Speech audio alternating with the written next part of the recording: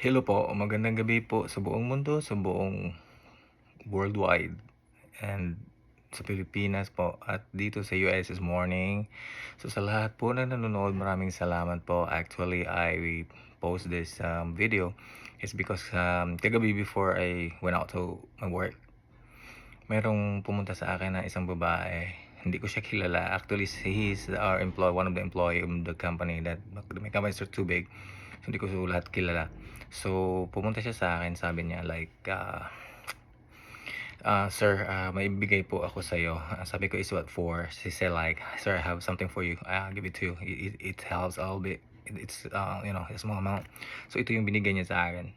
So, hindi ko, I don't know how to say because hindi ko naman sila kilala. So, sabi niya, I'm watch your video.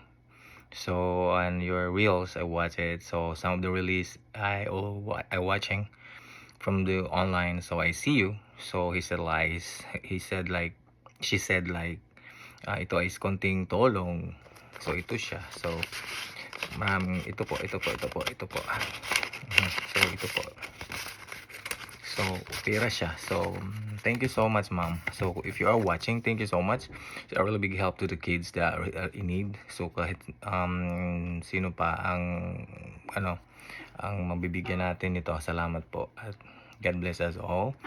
And hopefully, marami pa kaming matutulungan na individual. Maraming salamat po. Thank you po. Bye-bye.